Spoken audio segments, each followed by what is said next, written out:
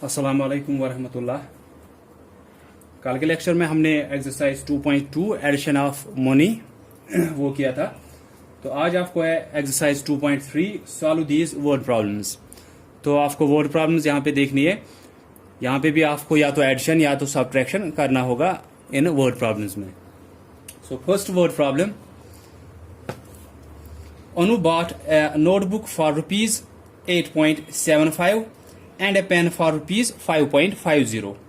How much money did she pay for the two items?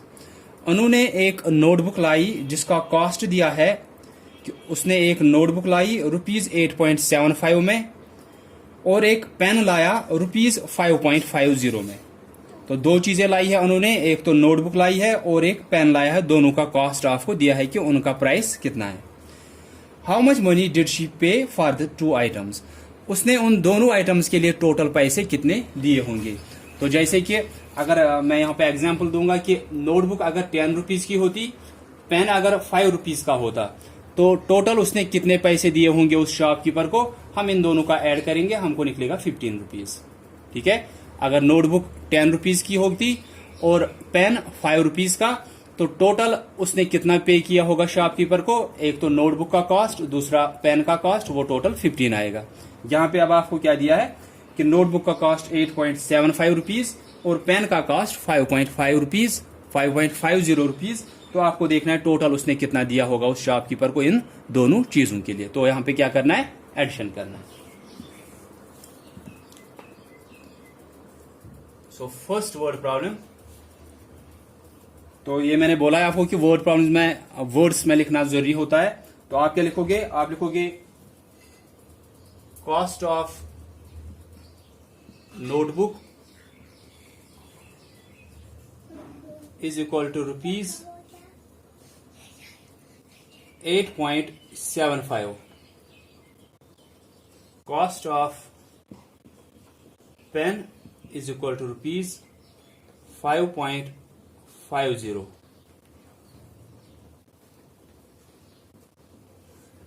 Cost of notebook 8.75, cost of pen 5.50. How much money did she pay for the two items? Therefore, amount of money she paid in total. तो total उसने कितना दिया होगा, this cost plus cost of pen, cost of notebook plus cost of pen. तो ये आएगा rupees 8.75 plus rupees 5.50। तो यहाँ पे सिर्फ आंसर लिखना होता है। ये मैं आपको बार बार बोलता हूँ कि चाहे एडिशन, सब्ट्रैक्शन, मल्टीप्लिकेशन या डिवीजन करना होगा, वो आप यहाँ साइड में करते हो। यहाँ पे एक बार सिर्फ लिखना होता है और फिर यहाँ पे साइड में आप वो सॉल्व करते हो, यहाँ पे सिर्फ आंसर लिखा करोगे। तो ये 8.75 अब कल की तरह आया, जैसे आप कल कर रहे थे एडिशन। इसमें ऐड करना है 5.50। उसके बाद आप नॉर्मली ऐड करोगे जैसे आप ऑर्डिनरी नंबर्स का ऐड करते हो। 5.5 प्लस 0 5, 7 प्लस 5 12, 2 लिखा, 1 कैरी गया, लेकिन यहाँ पे पॉइंट बीच में आया तो पॉइंट नीचे आंसर में उसी टाइम लिखना है। 8 प्लस 1 9, 9 प्लस 5 14। तो कितना आया, rupees 14.25, rupees 14.25। That means 14 rupees और 25 पैसे उसको टोटल देने पड़े नोटबुक और पेन के लिए। तो आपको दिया था कॉस्ट ऑफ नोटबुक और कॉस्ट ऑफ पेन। आपको देखना था टोटल उसने कितना दिया होगा, कितना पे किया होगा इन दोनों चीजों के लिए। तो हम दोनों का कॉस्ट ऐड करेंगे, हमको निकलेगा कि टोटल उसने कितना पे किया होगा दोनों चीजों के लिए। Then question number 2, Veena bought vegetables for rupees 52.60, fruits for rupees 45.50 and sugar for rupees 30. How much money did she spend in all? तो वीना ने वेजिटेबल्स लाए, उसका कॉस्ट दिया है 52.60 रुपीज। फ्रूट्स उसने लाए 45.50 रुपीज का और शुगर उसने लाया रुपीज 30 का। आपको देखना है कि उसने टोटल कितना खर्च किया होगा। तो टोटल खर्च किया होगा, दैट मीन्स आपको तीनों का कॉस्ट ऐड करना है, वेजिटेबल्स का कॉस्ट प्लस फ्रूट्स का कॉस्ट और शुगर का कॉस्ट ऐड करना है। तो आप लिखोगे वहां पे क्वेश्चन नंबर 2 आप खुद करोगे, वहां पे लिखोगे आप cost of vegetables is equal to ₹52.60, cost of fruits is equal to ₹45.50, cost of sugar is equal to ₹30, therefore amount of money she spend in all. तो उसने टोटल कितना खर्च किया होगा इन तीनों चीजों पे। फिर आप लिखोगे ₹52.60 प्लस 45.50 प्लस ₹30। फिर इनको ऐड करना है, लेकिन आपको वहां पे दिया है फ्रूट्स वेजिटेबल्स में आपको रुपीज का भी दिया है, पैसे का भी दिया है, फ्रूट्स में भी रुपीज का भी दिया है और पैसे का भी दिया है, लेकिन शुगर का आपको दिया है सिर्फ रुपीज में। तो जैसे कि वहां पे लास्ट में जब आप लिखोगे this plus this plus this, फिर साइड में जब आप ऐड करने लगोगे वो कैसे करोगे आप, ऐसे 52.60, उसके बाद 45.50, यहां पे माइनस के नीचे आया, टेंस के नीचे, यहां से भी वैसा ही हुआ। देन शुगर का आपको सिर्फ ₹30 दिया है, दैट मीन उसमें पैसे नहीं है। ये कल की तरह वो एक पार्ट मैंने दिखाया था, जब पैसे नहीं दिए तो आप 00 लिख सकते हो, फिर रुपीज में 30, माइनस के नीचे 0, ये आया ₹30। उसके बाद आप ऐड करोगे जैसे आप नॉर्मली करते हो। सिर्फ ये पैसे का यहाँ पे देखना है कि सिर्फ ₹30 दिया है, तो वो रुपीज इस साइड से लिखना है, क्योंकि रुपीज आपको इस पॉइंट के लेफ्ट साइड से होता है, राइट साइड से पैसे लिखने होते हैं। वहां पे आपको सिर्फ ₹30 दिया है कॉस्ट ऑफ शुगर, तो आप पैसे साइड से इसको पॉइंट के बाद 00 रखोगे। Then question number 3, Raman bought a second hand bicycle for ₹345। Raman ने एक सेकंड हैंड बाइसिकल लाया जिसका कॉस्ट आपको दिया है ₹345। Then he spend ₹85 on repainting it and ₹75.85 on repairing it. How much did the bicycle finally cost him. Raman ने एक second hand bicycle लाया जिसका कॉस्ट था पहले ₹345। फिर उसने उस पे पेंट कराया और वो रिपेयर भी कराया। एक तो कुछ खराबी हुई थी उसमें, वो ठीक कराया, और उसका पेंट जो है वो भी उठा हुआ था, ठीक नहीं था, तो उसने उसमें पेंट भी कराया। तो पहले उसको पड़ा कितने में था, वो ₹345 में उसने लाया था वो बाइसिकल। फिर ₹85 उसको लगे उसको पेंट करने के लिए, और ₹75.85 उसको लगे उसको ठीक करने के लिए। उसके बाद आपको पूछ रहे कि अब आप बोलो रमन को टोटल कितने में ये बाइसिकल पड़ा। तो जितने में पहले पड़ा था ऐड करोगे उसमें जितना उसको कॉस्ट लगा पेंट करने के लिए, फिर ऐड करोगे उसमें जितना उसको लगा उसको रिपेयर करने के लिए, वही उसका टोटल कॉस्ट होगा कि वो बाइसिकल उसको कितने में पड़ा। तो आप इसमें लिखोगे वही cost of bicycle is equal to 345, amount of money spent on repainting is equal to ₹86, amount of money spent on repairing ₹75.85, then total amount of money या total cost of money या total cost of bicycle, therefore total cost of bicycle is equal to, फिर इन तीनों को add करना है। तो यहां पे भी आपको ऐसे है, पहले ₹345 दिया है सिर्फ, तो पैसे साइड से 00 लिख सकते हो आप। देन उसके बाद इसको लगा रिपेंटिंग के लिए इसको ₹86, 86 तो रुपीज साइड से, पैसा कुछ दिया नहीं है यहाँ पे पॉइंट के नीचे, अब ₹86 लिखना है।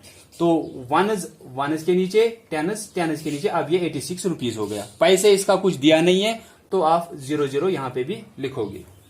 देन उसके बाद इसको ठीक करने में ₹75.85, ₹75.85। उसके बाद आप ऐड करोगे, आपको निकलेगा इसका टोटल कॉस्ट, इसको ये बाइसिकल टोटल कितने में पड़ा। तो यहां पे लेकिन सिर्फ रुपीज साइड से आपको इस टाइम ध्यान देना है कि वनस के नीचे आना चाहिए, 6 5 के नीचे, क्योंकि 6 वनस पे है, 8 टेनस पे है, वो 4 के नीचे, 75 में 5 वनस के नीचे और 7 टेनस के नीचे, और यहां से फिर 85 लिखना है। फिर आप ऐड करोगे जैसे आप नॉर्मली ऑर्डिनरी नंबर्स का करते हो। Then question number 4, Asif has to buy a pen for ₹110.70. Asif को एक पेन लाना है ₹110.70 में। A toy car for ₹275.75 and a sketch pen set for ₹112.25. He has a ₹500 note. Will he be able to buy all these things? तो आप यहां पे ध्यान दोगे क्वेश्चन क्या बोल रहे हैं। क्वेश्चन बोल रहे हैं कि आसिफ को लाने हैं 3 चीजें। एक तो उसको पेन लाना है, दूसरा उसको एक टॉय कार लेनी है और एक स्केच पेन का सेट लेना है। तो तीनों का आपको कॉस्ट दिया है कि पेन उसको जो लाना है वो 110.70 रुपीज में है, टॉय कार का कॉस्ट आपको दिया है 275.75 और स्केच पेन सेट का कॉस्ट आपको दिया 112.25। तीनों का आपको कॉस्ट दिया है। उसके बाद पूछ रहे हैं कि उसके पास 500 रुपी नोट है, दैट मीन उसके पास 500 रुपये है। आपको बोलना है क्या वो ये तीनों चीजें खरीद सकता है इन 500 रुपये से। आपको तीनों का कॉस्ट दिया है, उन तीनों को ऐड करोगे, फिर देखोगे कि उसके पास तो 500 रुपये है। अगर तीनों का कॉस्ट जो है इस 500 से कम या 500 के बराबर आया, फिर वो इन चीजों को खरीद सकता है। अगर उसको कॉस्ट उन तीनों चीजों का 500 से ज्यादा आया तो फिर वो इन चीजों को नहीं खरीद सकता है, क्योंकि उसके पास सिर्फ 500 रुपये है। तो 3 चीजों का, पेन का, टॉय कार का और स्केच पेन सेट का कॉस्ट आपको ऐड करना है। आपको निकलेगा कि टोटल जो ये तीनों चीजें है कितने पैसों में इसको पड़ेंगे। उसके पास 500 रुपये है, तो क्वेश्चन आपके लिए फिर है कि उसके पास अगर 500 रुपये है, क्या वो इन तीनों चीजों को खरीद सकता है। जैसे कि मैं यहां पे आपको इसी पे छोटी सी एक एग्जाम्पल दिखाऊंगा, उससे आपको समझ में आएगा। मैं आपको बोलूंगा कि आपको 3 चीजें खरीदनी है, ठीक है। इसी तरीके का हम लेंगे कि एक पेन खरीदना है, एक टॉय कार खरीदनी है और एक स्केच पेन। ये 3 चीजें आपको खरीदनी है। इसका कॉस्ट 10 रुपीज है, इसका कॉस्ट 20 रुपीज है, इसका कॉस्ट फिर से 10 रुपीज है, ठीक है। तो क्वेश्चन ऐसे ही है, मैंने अब छोटा इसको कर दिया ताकि आपको समझ में आए कि इस क्वेश्चन में पूछ क्या रहे हैं।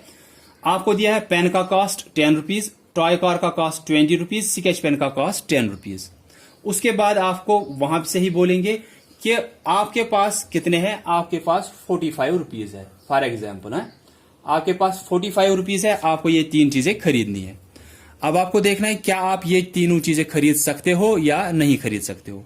तो आप देखोगे इन तीनों का कॉस्ट कितना आ रहा है, फिर देखोगे अगर वो इसके बराबर है, क्योंकि आपके पास सिर्फ 45 रुपीज है, अगर इनका कॉस्ट 45 के बराबर या 45 से कम आएगा, फिर आप ये तीनों चीजें खरीद सकते हो।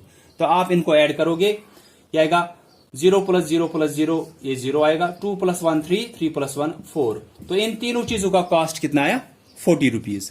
आपके पास कितना है 45। क्वेश्चन वाज कि अगर आपके पास 45 रुपीज है, क्या आप इन तीनों चीजों को खरीद सकते हो। आप अब बोलोगे हाँ हम इन 3 चीजों को खरीद सकते हैं, क्योंकि इनका कॉस्ट 45 से कम है। अगर 45 के बराबर भी होता फिर भी आप इसको इन तीनों चीजों को खरीद सकते थे। तो ऐसे ही आपको ये क्वेश्चन दिया है, 110.70 कॉस्ट दिया पेन का, टॉय कार का कॉस्ट 275.75 और स्केच पेन सेट का कॉस्ट 112.25। इन तीनों को ऐड करोगे, फिर आपके पास 500 रुपये है। अगर उन तीनों का आपको कॉस्ट आया 500 के बराबर या 500 से कम, फिर आप इन तीनों चीजों को खरीद सकते हो।